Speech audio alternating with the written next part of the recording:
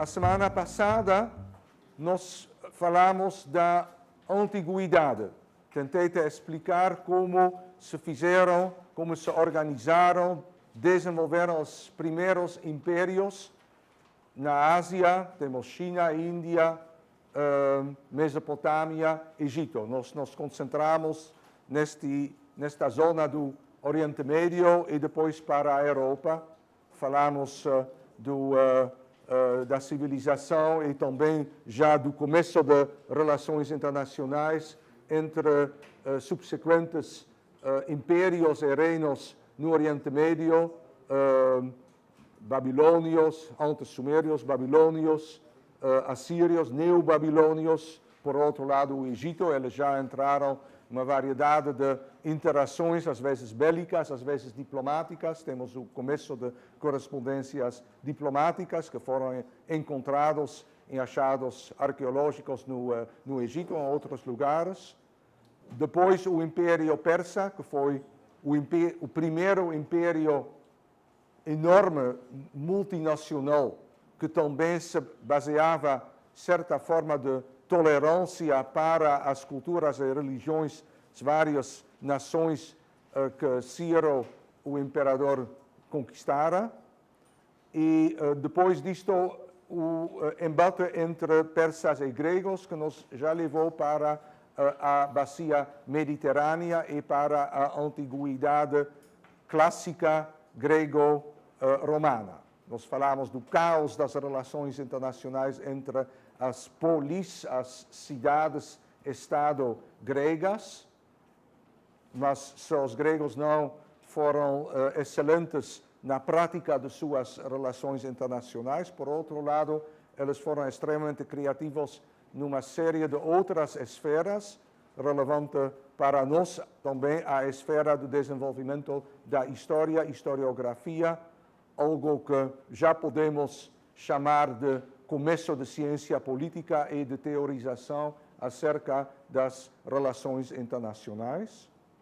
E depois, então, nós falamos do último e mais poderoso de todos estes reinos que emergiram na zona da bacia mediterrânea do Oriente Médio, que é obviamente o Império Romano. Roma começou como uma pequenina cidade na Itália central, por uma combinação de impuros internos e de esperteza política, conseguiu se expandir, conquistou antes a Península Italiana, entrou quase inevitavelmente numa guerra, num conflito letal com a outra grande potência em emergência na zona ocidental do Mediterrâneo, que foi Cartago, de origem fenícia.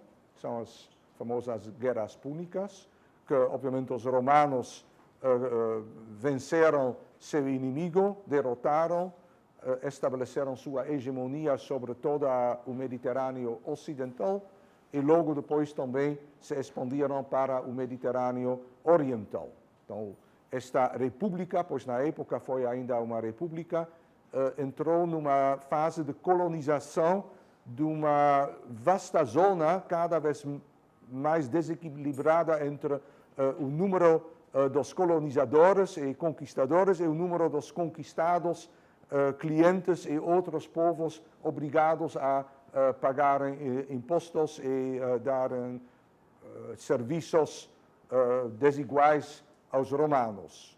Tudo isto conduziu no último século antes da Era Comum a uma crise administrativa, política, e isto por si deu possibilidade, uma abertura para vários políticos e militares ambiciosos, populistas, que, entre outros, através de novas conquistas da França, dos Balcãs, de outras zonas, Grã-Bretanha, pelo menos são os nomes que nós usamos hoje, obviamente na época eles não tiveram estes nomes, estes generais conseguiram quebrar a estrutura do império, da república, e de se tornar líderes basicamente absolutistas deste império em emergência. Então, isto é a última fase, é o Império Romano. Começa, digamos, de forma estabelecida, consolidada, 30 a.C., 30 antes da Era Comum, e continua dependendo de como você calcula, qual critério você usa, até 300, 400, 500, ou talvez 1453, com a conquista de Constantinopla, a capital do Império Oriental, pelos turcos. E dá ainda para argumentar que, como também o Império Turco-Otomano, que conquistou os resquícios do Império Bizantino, que por si foi a continuação do Império Romano Oriental, dá para argumentar que, de certa forma, o Império Romano continuou até 1922, quando Atatürk, o líder nacionalista turco, aboliu o sultanato e estabeleceu uma república que nós conhecemos até hoje como a República Turca.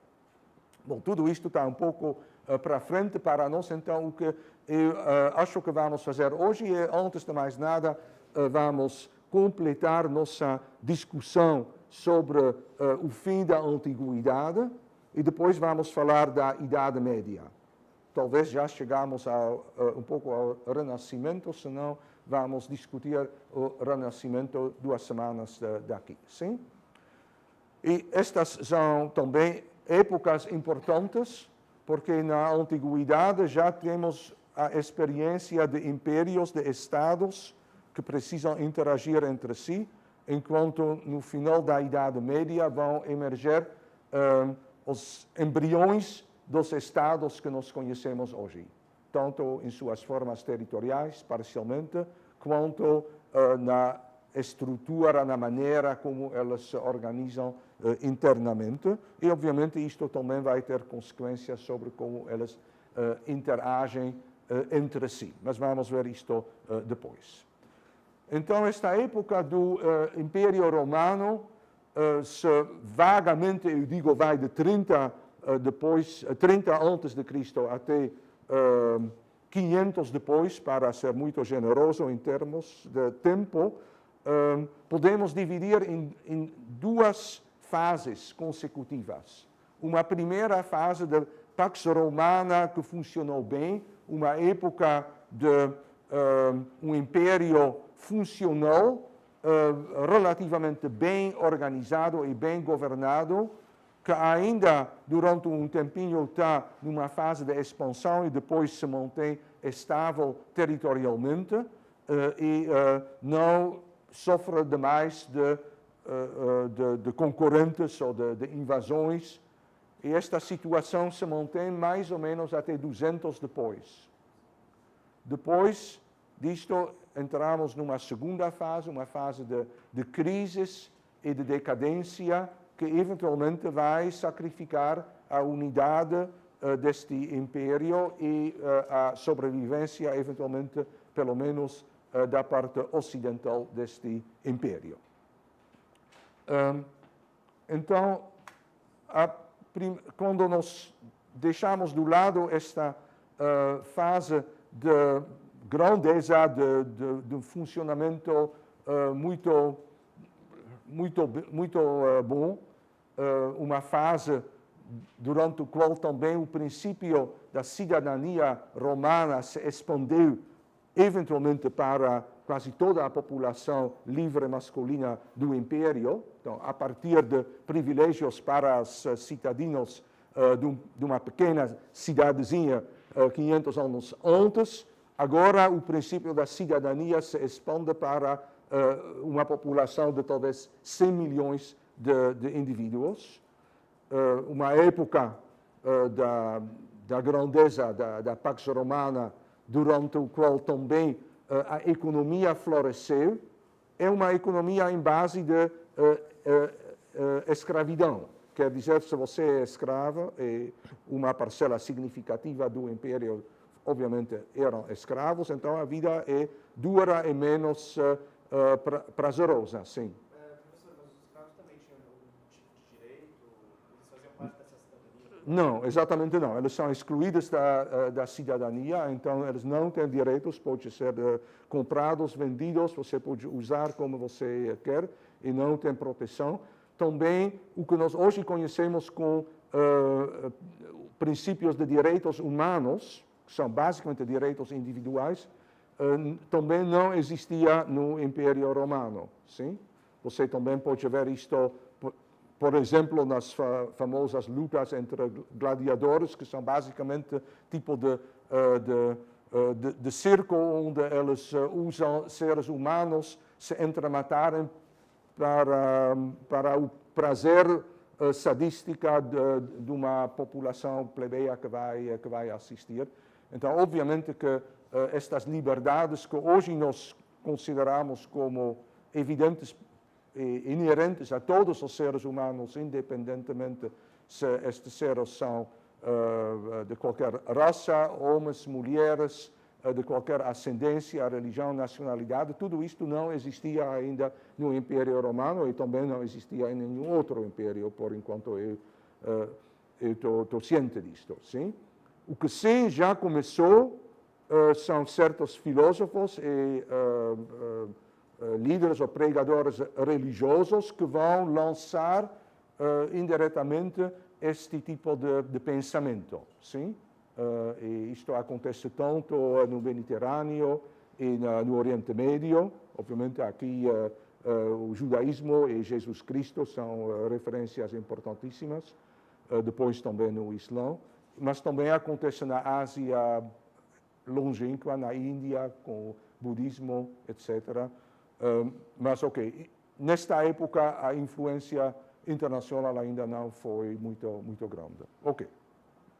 Bom, então, exatamente o que acontece também durante esta época, quando o Império Romano vai para uma crise, é uma série de perseguições religiosas, pois ali começa a se expandir uma nova religião. Então, esta pergunta foi bem relevante. Uma nova religião, o cristianismo, que tem como princípio a dignidade humana e a igualdade de todas as almas humanas. Então, isto é também uma religião que vai atrair muitos pobres e muitos escravos, mas também como eles não aceitam a divinização do imperador, então isto é um estopim, um pretexto para perseguições, mas estas perseguições no longo prazo não conseguiram frear a expansão do cristianismo. Então, são dois movimentos, duas tendências que acontecem no mesmo tempo. Por um lado, um enfraquecimento interno e externo do império, por outro lado, um tipo de revolução cultural pela gradativa cristianização. Porém, isto é um desenvolvimento prolongado que leva vários séculos até chegar a um auge que vamos logo ver.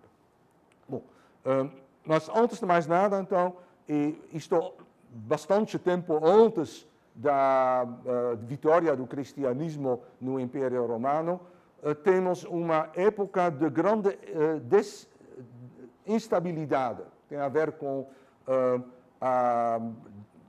começo de dificuldades econômicas que fazem com que os soldados e os guardiões que supostamente precisam cuidar da segurança do imperador não recebem seu salário em tempo, então eles se tornam malcontentes, vão fazer golpes de Estado, colocam outro imperador no trono em base de promessas que este imperador então faz. Se ele não satisfaz, e ninguém destes imperadores realmente satisfaz, pois são problemas estruturais que começam a se desenvolver, então eles matam este imperador, colocam um novo imperador, então tem uma série de imperadores, um após o outro, e isto obviamente também não é muito bom para a estabilidade do império. Sim? A outra dificuldade que vamos encontrar no mesmo século III é que começa uma pressão de populações fora das fronteiras do Império Romano, particularmente na Germânia, o que hoje então é mais ou menos a Alemanha, para entrar no Império Romano. Então, isto vai provocar uma crise militar. No primeiro momento, o Império ainda é forte, mas a pressão é também forte. A crise vai se aprofundar até um certo momento, um pouco antes de 300, quando um imperador se comprova ser mais forte e assim, estabelece uma nova ordem muito autoritária, e isto é Diocleciano.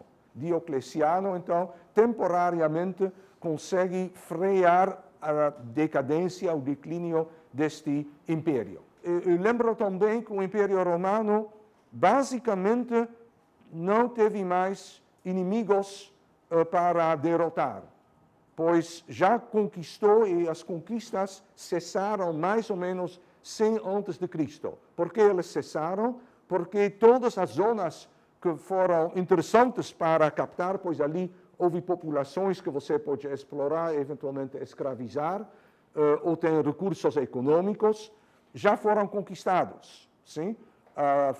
As florestas germânicas não foi possível conquistar, mas também não parece muito interessante. O deserto do Saara, a mesma coisa. O único império que os romanos não conseguem derrotar, e que é um grande império, se encontra no Oriente, é o Império Persa. Antes tivemos os Partas, se vocês lembram, e depois uma nova dinastia, os Sassânidas. Elas fazem reviver a religião de zoroastrismo, que é uma religião dualista. Sim? Os persas, então, e os romanos se encontram numa situação de ex-aequo, eles são de igual peso, e se estabelece uma linha de demarcação entre estes dois impérios, mais ou menos no Iraque de hoje. Sim? O Iraque de hoje é um tipo de fault line, uma linha de quebra seismológica geopolítica, pois a mesma linha de quebra que antes opôs então os romanos por um lado, os persas por outro lado, depois vai opor os bizantinos contra os persas, depois vai opor os turcos contra os persas, e até hoje então é uma zona crítica geopolítica. Exatamente nestes dias estamos lembrando a invasão norte-americana e britânica 10 anos atrás no Iraque, que não resolveu esta crise geopolítica, pois é algo quase permanente na história. Ok, então o Império Romano manteve, após estas conquistas, sua forma geográfica muito extensa. Eu lembro uma mapinha que nós vimos a semana passada, então pode bem ver o quanto este império é extenso. Por outro lado, a estabilização também faz com que eventualmente o sistema escravocrata vai entrar numa crise, pois não mais tem possibilidade para ter novos escravos tão facilmente, e a economia depende disto. Então, isto é um outro fator interno que vai enfraquecer o império. Por outro lado, temos um fator externo, e este fator vão então ser as invasões chamadas bárbaras, pois, do ponto de vista dos romanos, estas populações que invadiram tiveram um nível tecnológico, social e cultural muito mais baixo. O que o Diocleciano faz é restaurar e estabilizar temporariamente o império, e faz isto, entre outras coisas, por obrigar os camponeses a ficar em seus campos. Pois exatamente, com a entrada de grupos de invasores, então a tendência para os camponeses fugirem para as cidades é grande. Eles, então, obrigam eles a ficar nos campos, reorganizam a economia um pouco. Como a economia já começa a declinar, muitos impostos que antes foram pagos em dinheiro agora vão ser pagos em espécie. Por exemplo, produtos agrícolas e outros. E isto, então, já remete, de certa forma, ou abre uma perspectiva para uma economia mais agrária, mais desmonetizada, mais primitiva, que vai ser o feudalismo na Idade Média, que vai se desenvolver alguns séculos depois. Outra coisa que Diocleciano faz é de dividir a administração. Ele coloca ao lado dele um co-imperador, e cada um dos co-imperadores, Diocleciano e seu colega, vão também nomear um ajudante, que vai ser depois o sucessor. Sim, tipo de reorganização. Um destes sucessores nós conhecemos, então nós falamos de uma tetrarquia. Tetrarquia quer dizer o governo de 4 pessoas. E exatamente estes 4 imperadores, conjuntos e simultâneos, estão numa estela, numa estátua que vocês podem ver ali. Esta estátua foi feita em Constantinopla e depois, no século XIII, roubado pelos venecianos e agora se encontra na Piazza San Marco, em Veneza. Bom, e então o ponto seguinte, a grande transformação que encontramos depois é que um dos sucessores de Diocleciano é Constantino, e Constantino é bem conhecido por duas razões, que ambas são importantíssimas. Em primeiro lugar, ele vai oficializar a divisão, a partilha deste império, que se tornou grande demais para ser administrado de uma vez, em 2 impérios separados. Amigos, obviamente, mas doravante são 2 impérios separados. Então vamos ter o Império Romano Ocidental, com capital Roma, e um outro império que se coloca na zona mais avançada, mais desenvolvida da época, que foi o Mediterrâneo Oriental, onde o grego também foi a língua predominante. E isto é um Império Romano Oriental, e para administrar ele desenvolve uma nova cidade, que modestamente ele chama cidade de Constantino, ou seja, Constantinópolis, ou seja, Constantinopla, que hoje é Istambul.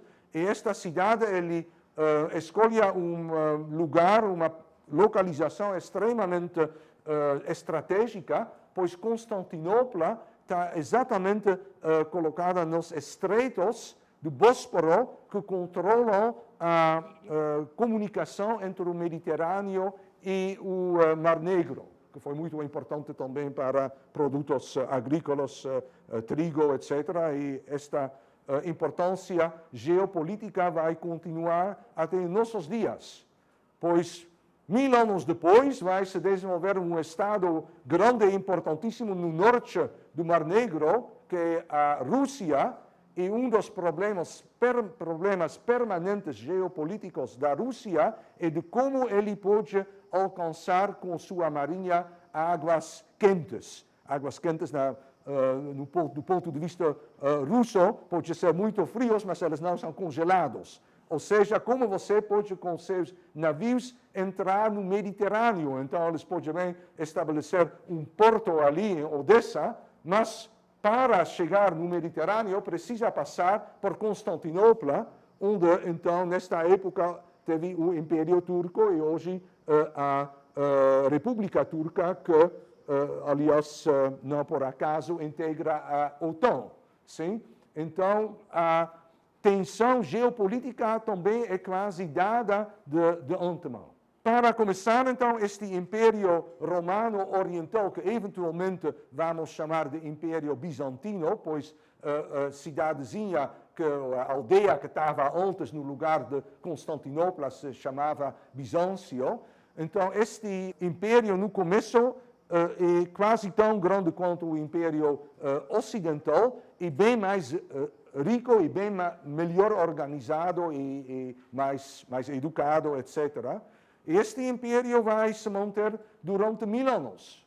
Vamos ver que, bom, com problemas cada vez maiores, mas sobrevive. Por outro lado, todos vocês sabem que o Império Romano Ocidental, então, vai sucumbir após um século e meio, como resultado de invasões de várias populações germânicas, chamada deambulação dos povos. Tudo bom. A outra coisa importante que Constantino, chamado Constantino o Grande, faz, é então que ele vai tolerar o cristianismo. Sim? Já uma parcela bastante significativa das elites também, e também da população mais pobre, se convertira ao cristianismo, então continuar a perseguir e tornar a vida impossível a esta população não foi uma política muito inteligente. Então, melhor de integrar eles na estrutura do império, então Constantino vai aceitar, inclusive ele vai eventualmente, antes de morrer, se fazer batizar, mas então já foi tarde demais para influenciar a política dele, mas os sucessores de Constantino depois não só vão continuar aceitando, tolerando o cristianismo, que continua se expandindo, como também, eventualmente, vão também se batizar, se tornar cristãos, e uma vez isto feito, o cristianismo se torna a religião oficial do império, e todas as outras religiões vão ser proibidas. Então, antes, o politeísmo romano tolerara todas as religiões, mais ou menos por enquanto eles aceitaram a divindade do imperador, que foi uma questão política. Mas o cristianismo não tem esta política, mas rejeita a aceitação de quaisquer outras religiões. Então, isto também é uma importante mudança.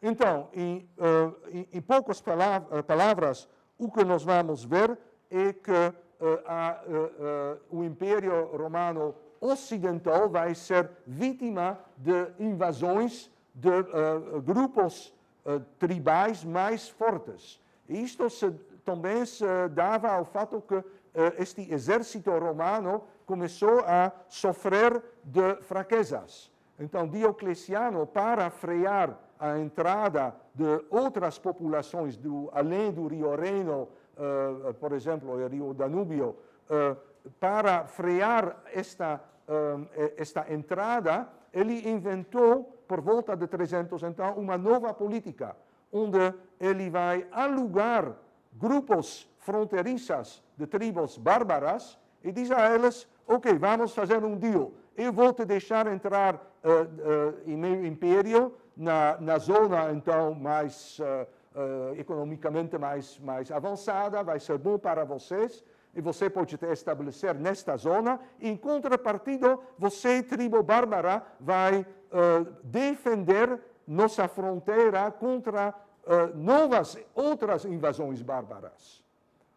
Ok, isto então é basicamente a ideia to catch a thief, you need a thief, mas não funcionou. Não funcionou, pois, num certo momento, então, este sistema se fragilizou e as tribos originais vão colidir com novos invasores e toda a fronteira, então, vai cair em pedaços. Sim? Então, vai se tornar porosa e logo, então, o império está aberto para invasões de novos grupos.